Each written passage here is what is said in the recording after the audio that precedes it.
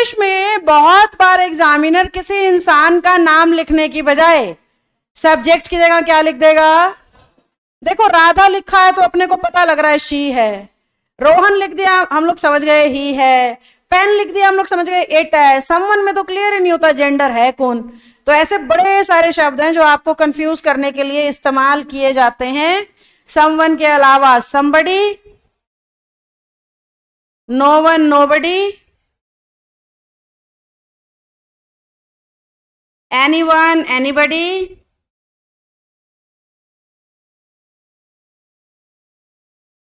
Everyone everybody.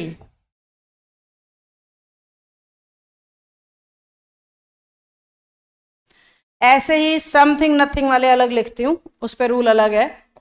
Something आता है, nothing आता है, एनीथिंग और एवरीथिंग। अब एक बार सारे बच्चे मधुर सी आवाज में जरा सुर लगा देंगे।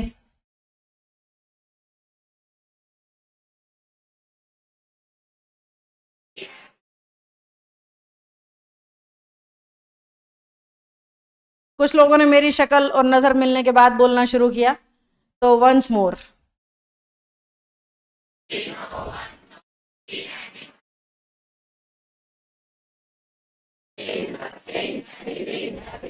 मजा ही आ गया, एक बार और हो जाए।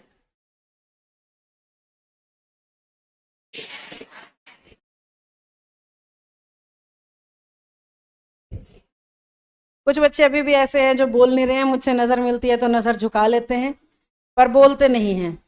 तो मैं बहुत बार एक सिंपल सी बात कहती हूँ, इंग्लिश बेशर्मों की भाषा है, शर्मीला आदमी सीख ही नहीं सकता। शर्माते रहो, इंग्लिश आएगी ही नहीं। जब तक बोलने की हिम्मत नहीं है, कहने की हिम्मत नहीं है, जबान से निकालने की हिम्मत नहीं है, आप शर्मीले बने रहोगे। और शर्म वाले लोगों के फूटे कर्म होते हैं। हंस रहे हो? फैक्ट बता रही हूं मैं। तो मैच्योर हो जाओ, बोल्ड हो जाओ, कॉन्फिडेंट हो जाओ और इंग्लिश मुंह से निकालना शुरू करो। तुम लोग लड़ाकू भी हो पर गलत चीजों के लिए, सही चीजों के लिए लड़ाकू भी नहीं हो। फोन खोस लो, न्यू कुकर मेरा फोन है, तब तो ऐसे खूंखार वाली हरियाणवी आवाज यूं निकलेगी तुम्हारी फट से। और कोई अच्छी बात होएगी तो छोड़ देने यार, फिर देख लेंगे। You people react like that, तो ट्राई टू बी बैलेंस। चलिए, अब ये सारे शब्द मैंने इतनी बार क्यों पढ़वाए हैं? क्योंकि इन पे डबल डबल रूल लगता है। अभी आप समझ जाओगे कैसे। पहली बात तो ये समझ लो कि ये सारे शब्द क्योंकि हमें मेल या फीमेल में से किसी की भी तरफ इशारा नहीं करते, तो इंग्लिश ने दोनों मान लिए। इन सब का टैग में सब्जेक्ट बनता है दे, ना ही, ना शी, ना इट। एग्जामिनर ने, इंग्लिश ने ये मान लिया भाई सारों की ये बात मान लेंगे हम तो संबंध में, तो उस लॉजिक से टैग क्या बना दिया? दे। जबकि समथिंग में तो क्लियर हो रहा है कोई नॉन लिविंग सिंगुलर चीज है, इसलिए इट। अब इसमें डबल रूल कैसे लगता है मैम? बोर्ड पे देखो, मैंने कहा समवन इज कॉलिंग मी, पढ़ना सेंटेंस क्या है? मैंने आपको ये सिखाया भाई समवन के लिए ना क्या लगा देना। अब अपनी बुद्धि से ये पता लगाना है कि समवन इंग्लिश में सिंगुलर होता है पर दे प्लूरल होता है। ये पहली गलती है जो बच्चे करते हैं। बच्चे टैग भी सिंगुलर वर्ब से ही बना देते हैं सेंटेंस की भावनाओं में बह के, जबकि दे इंग्लिश में हमेशा प्लूरल होता है और ये शब्द इंग्लिश में हमेशा सिंगुलर। तो ये बात हमेशा टकराएगी। सेंटेंस में सिंगुलर वर्ब होगी पर टैग में कैसी चाहिएगी? प्लूरल। पहली गलती जो आप करोगे। अब हमें आर को यहां पे सेंटेंस पॉजिटिव देखते हुए क्या करना पड़ेगा? तो टैग तैयार हो गया आरंट दे। अब दूसरा रूल कौन सा टकराता है वो बता रही हूं। मैंने कहा नथिंग इज परमानेंट, बड़ा हो गया परमानेंट शब्द तो छोटा कर देते हैं। नथिंग इज फिक्स्ड, फिक्स्ड होना चाहिए, ग्रामेटिकल एरर हो जाएगा। Nothing is fixed. अब अपने को सेंटेंस में नथिंग दिख रहा है, वहां से हम समझ गए भाई टैग तो किससे बनेगा? दूसरी बात ये ध्यान रखनी है कि नथिंग नेगेटिव भी तो होता है, तो टैग कैसा बनेगा?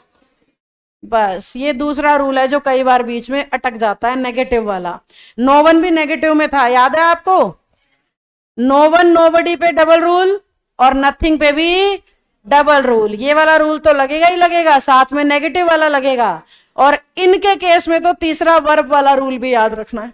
तो तीन तीन रूल जब टकराते हैं तो बच्चा कहीं ना कहीं कंफ्यूज हो जाता है और गलती कराता है। तो आपने ध्यान देना है भाई, सेंटेंस में वर्ब सिंगुलर मिलेगी पर टैग में प्लूरल करनी है। समवन का सब्जेक्ट दे होगा, समथिंग का सब्जेक्ट इट होगा, नथिंग, नो वन और नोबडी नेगेटिव माने गए हैं तो उनका टैग हमेशा पॉजिटिव भी होगा, और सब्जेक्ट वाली बात भी याद रखनी है। रख लोगे सभी? श्योर? क्वेश्चन पे आते हैं। Niharika is saying repeat. Question में सारा अपने आप रिपीट हो जाएगा। मैंने कहा everyone is happy in this classroom, बड़ा सेंटेंस बन रहा है, एवरीवन इज हैप्पी में ही काम चला लेते हैं। आई एम अ बिट आलसी प्राणी इन सम मैटर्स, क्या लिखा है? Everyone is. अब अपने को एवरीवन देखते ही टैग में क्या लगाना है? बात नंबर 1। अब एवरीवन सिंगुलर है पर दे हमेशा, तो यहां आर लगाना पड़ेगा। सेंटेंस पॉजिटिव है तो टैग बन गया। आपका एग्जामिनर ऐसे दे देगा पेपर में, बस क्या करना चाहिए? बस ऐसे एरर आते हैं तुम्हारे पेपर में। वो लिखेगा नो वन इज हैप्पी और टैग होगा आरंट दे, तुमने कहना आरंट दे गलत है भाई, सही आंसर होगा आर दे, क्योंकि नो वन तो सेंटेंस को नेगेटिव करता है, यानी कि टैग बनेगा पॉजिटिव।